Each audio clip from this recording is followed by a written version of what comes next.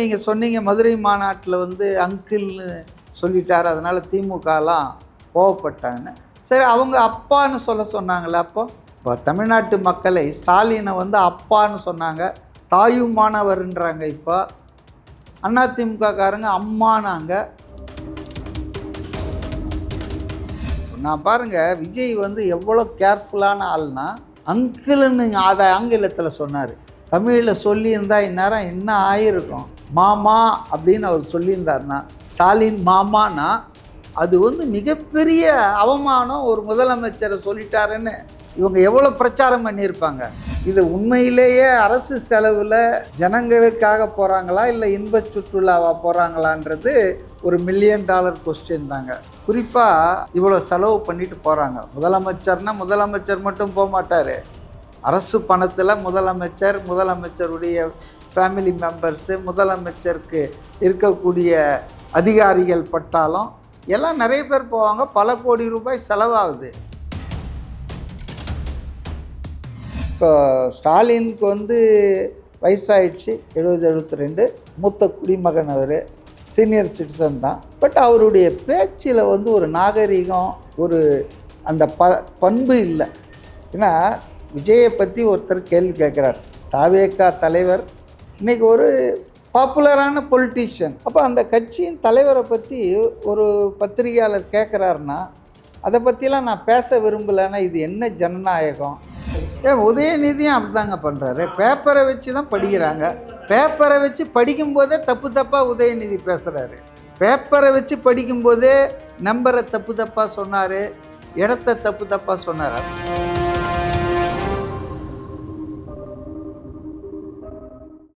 Sir வணக்கம். Sir வணக்கம்.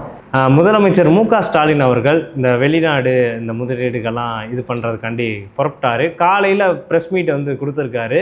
அங்கே ஒரு சில முக்கியமான நிகழ்வு வந்து ஏற்பட்டுச்சு. அவர் பேப்பரை பார்த்து படித்ததாக வந்திருக்கட்டும், விஜயை பற்றி பேசினதாக வந்திருக்கட்டும், இதை பற்றி நீங்கள் என்ன வந்து நினைக்கிறீங்க சார்? மார்னிங் அந்த நடந்த நிகழ்வு. அதாவது ஸ்டாலின் 5வது ஆண்டில் ஆட்சியில் இருக்கார். இது 5வது முறை வெளிநாட்டு பயணம் போயிட்டு வந்தது. ஸோ வெளிநாட்டுக்கு போய் முதலமைச்சர்கள் வந்து நிதி முதலீடு திரட்டுறது ஒன்றும் பெரிய புதுசான விஷயம் இல்லை, மாமூலான காரியம்தான். ஆனால் இதுக்கு முன்னால் இருந்த முதலமைச்சர் பழனிசாமியாக இருந்தாலும் சரி, இவர் நம்ம ஸ்டாலினாக இருந்தாலும் சரி, இது உண்மையிலேயே அரசு செலவில் ஜனங்களுக்காக போகிறாங்களா இல்லை இன்ப சுற்றுலாவாக போகிறாங்களான்றது ஒரு $1 மில்லியன் கொஸ்டின் தாங்க. குறிப்பாக இவங்க முதலீடுகள்லாம் இவ்வளோ வருது, அவ்வளோ வருது, இத்தனை பேர் வந்து இங்கே தமிழ்நாட்டில் பண்ண போகிறாங்க, தொழில் தொடங்க போகிறாங்கன்னெலாம் சொல்கிறாங்களே தவிர அது வந்து எல்லாமே நடந்ததாக எந்த ப்ரூஃபும் இல்லைங்க. ஆனால் அவங்கள கேட்டால் எல்லாம் வந்துட்டாங்க, எல்லாம் இதாகிடுச்சு அப்படின்னு தான் சொல்லுவாங்க. பட் அதுக்கு ஒரு ஒயிட் பேப்பர் கொடுக்கணுங்க. அதாவது இப்போ அந்நிய முதலீடுகளை வந்து ஈர்ப்பதற்காக இவ்வளோ செலவு பண்ணிட்டு போகிறாங்க. முதலமைச்சர்னா முதலமைச்சர் மட்டும் போக மாட்டார். அரசு பணத்தில் முதலமைச்சருடைய ஃபேமிலி மெம்பர்ஸு, முதலமைச்சருக்கு இருக்கக்கூடிய அதிகாரிகள் பட்டாலும் எல்லாம் நிறைய பேர் போவாங்க. பல கோடி ரூபாய் செலவாகுது. அப்போ இது செலவு பண்ணால் ஏதாவது ரிட்டர்ன் வரணும் இல்லை?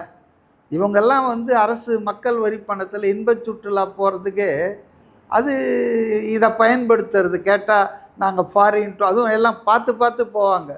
எந்த நாடெல்லாம் போலே அந்த நாடு அது மாதிரிலாம். ஸோ என்னை பொறுத்த வரைக்கும் unless or otherwise a white paper with details submitted by the government of Tamil Nadu, இதை வந்து சும்மா இது வந்து வரலன்னு சொல்ல முடியாது, வந்துடுச்சு எல்லாமே அப்படின்னும் சொல்ல முடியாது. இதுதான் என்னுடைய கருத்து. வழக்கமாகவே முதலமைச்சர் வந்து இப்போல்லாம் வந்து படித்து தான் பார்த்து தான் எழுதி இது தான் படிக்கிறார். அதில் ஒன்றும் சந்தேகம் இல்லை. அது ஒரு தவறுன்னு நான் நினைக்கல. ஒரு லெவலுக்கு மேலே போயாச்சுன்னா ஒவ்வொரு வார்த்தையும் பார்த்து நிதானமாக சொல்லணும். எக்ஸ்டம்போராக பேசினோம்னா நாளைக்கு அது பின் விளைவுகளை கொண்டு வரும்.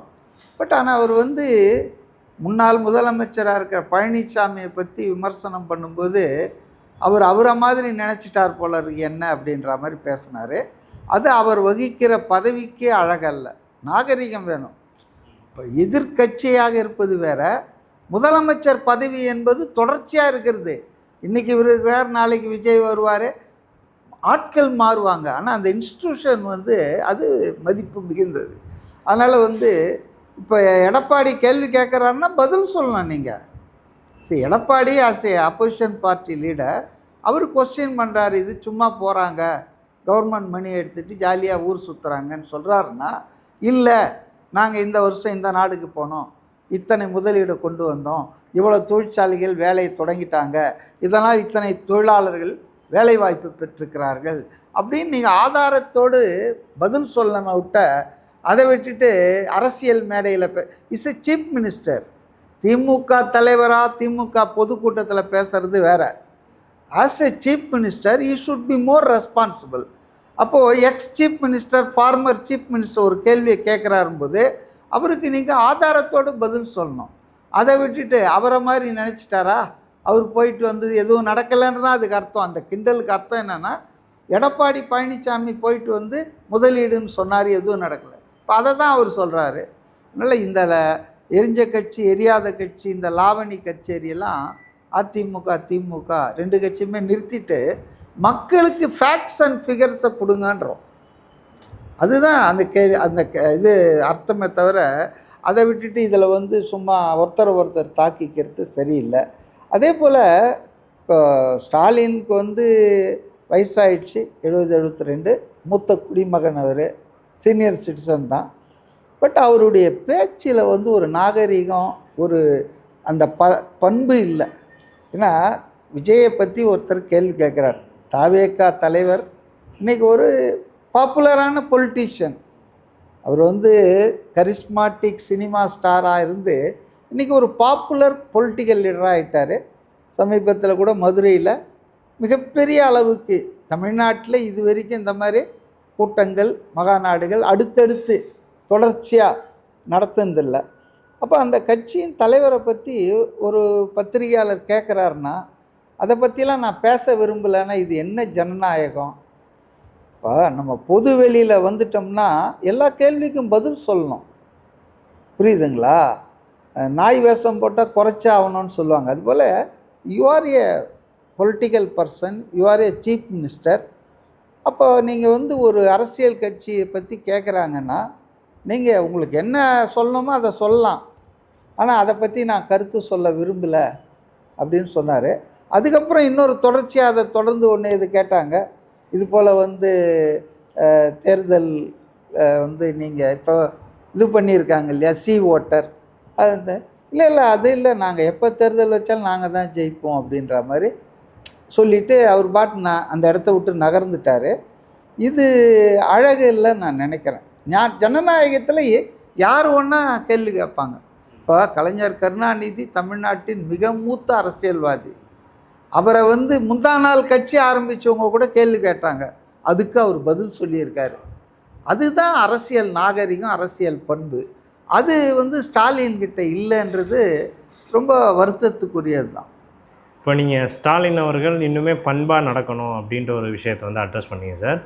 பட் சமீப காலமாக குறிப்பாக மதுரை மாநாடு நடந்து முடிஞ்சதுக்கப்புறமா விஜய்கிட்ட திமுகவை சேர்ந்தவங்க இந்த விஷயத்த சொல்லிகிட்டு இருக்காங்க, நீங்கள் எப்படி அங்கிள்னு வந்து அவரை வந்து சொல்லலாம், பண்பாக நடந்துக்கோங்க. அதே மாதிரி இப்போ இந்த காலில் நடந்த விஷயம் மாதிரியே என்ன பேப்பரை மட்டுமே பார்த்து படிச்சுட்ருக்கீங்க அப்படின்ட்டு விஜய் மேலே ஒரு குற்றச்சாட்டை வச்சாங்க. பட் ஸ்டாலின் அவர்கள் தொடர்ந்து அதுதான் வந்து பண்ணிகிட்டு இருக்காரு. இதுவும் உதயநிதியும் அப்படி தாங்க பண்ணுறாரு, பேப்பரை வச்சு தான் படிக்கிறாங்க. பேப்பரை வச்சு படிக்கும்போதே தப்பாக உதயநிதி பேசுகிறாரு. நிறைய விஷயங்கள் கேலிக்கு ஆளாச்சு. உதயநிதி பேப்பரை வச்சு படிக்கும்போதே நம்பரை தப்பாக சொன்னார், இடத்த தப்பாக சொன்னார். அதனால் பேப்பரை வச்சு படிக்கிறது தப்புன்னு நான் எப்பவும் சொல்ல. உயர் பதவியில் இருக்கிறவங்க, பொறுப்பில் இருக்கிறவங்க கொஞ்சம் கேர்ஃபுல்லாக இருக்கணும் about their words, about their அட்டரிங் speeches. அதனால் வாங்கி பார்த்து பண்ணுறதில் பற்றி தப்பு கிடையாது. ஆனால் அதை கூட சரியாக பேச தெரியாமல் பண்ணுற அளவுக்கு உதயநிதி இருக்காரும்போது மற்றவங்களை இவங்க வந்து குறை சொல்கிறதுல நியாயம் இல்லை. ரெண்டாவது நீங்கள் சொன்னீங்க மதுரை மாநாட்டில் வந்து அங்கிள்னு சொல்லிட்டார், அதனால் திமுகலாம் கோவப்பட்டாங்கன்னு. சரி, அவங்க அப்பான்னு சொல்ல சொன்னாங்களே. அப்போ இப்போ தமிழ்நாட்டு மக்களை ஸ்டாலினை வந்து அப்பான்னு சொன்னாங்க, தாயுமானவர்ன்றாங்க. இப்போ அதிமுககாரங்க அம்மானாங்க இல்லையா? திமுக ஒரிஜினலாக அண்ணா ஆனாங்க, தம்பினாங்க, உடன்பிறப்பேன்றாங்க, ரத்தத்தின் ரத்தமேன்றாங்க. ஸோ தமிழ்நாட்டு கலாச்சாரத்தில், பொலிட்டிக்கல் கலாச்சாரத்தில் உறவு முறைகளை சொல்லி குடும்ப அளவுக்கு நெருக்கத்தை ஏற்படுத்துவது என்பது இயல்பான ஒன்று. 60களிலிருந்தே இது இருக்குது. தம்பின்னுவாங்க, அண்ணான்னுவாங்க, மாமான்னுவாங்க, இப்படிலாம் நிறைய பேசிக்குவாங்க. ஆனால் ஸ்டாலினை வந்து தனிப்பட்ட முறையில் முன்னால், இப்போ இல்லை, முன்னால் வந்து விஜய் சந்தித்த போதெல்லாம் ஆக்ஷன் ஆக்டர் அவரை அங்கிள்னு தான் கூப்பிட்ருக்கிறதா பல பேர் சொல்கிறாங்க. ஸோ ரெண்டாவது அங்கிள்ன்றது வந்து எந்த வகையில் வந்து தவறு? இப்போ ராஜேந்திர பாலாஜின்னு விருதுநகரில் ஒரு அதிமுக முன்னாள் அமைச்சர் இருக்கார். அவர் என்ன சொன்னார் தெரியுங்களா? அவங்க அம்மா ஜெயலலிதா மோடியா லேடியான்னாங்க. ஆனால் இவர் என்ன சொன்னார்னா, அந்த அம்மா இறந்த பிறகு அந்த கட்சியில் இருந்துக்கிட்டு மோடி இஸ் எங்கள் டாடின்னார் இல்லையா? அப்போ இது தமிழ்நாட்டில் அரசியலில் இருக்கிற ஒருத்தர் உறவின் பெயர்களை வைத்து விழிப்பது, அழைப்பது இன்னும் பண்பில்லா செயல் இல்லை. அப்படின்னா இந்த பண்பற்ற செயலை துவங்கியவர்கள் திமுக கழகத்தினர் தான். இந்த அநாகரிகத்தை துவங்கியவர்கள் ஆதி காலம் தொட்டு திமுகவினர் தான். இப்போ நான் பாருங்கள், விஜய் வந்து எவ்வளோ கேர்ஃபுல்லான ஆள்னா, அங்கிள்னு அதை ஆங்கிலத்தில் சொன்னார். தமிழில் சொல்லியிருந்தால் இந்நேரம் என்ன ஆகிருக்கும்? மாமா அப்படின்னு அவர் சொல்லியிருந்தார்னா, ஸ்டாலின் மாமானா அது வந்து மிகப்பெரிய அவமானம். ஒரு முதலமைச்சரை சொல்லிட்டாருன்னு இவங்க எவ்வளோ பிரச்சாரம் பண்ணியிருப்பாங்க.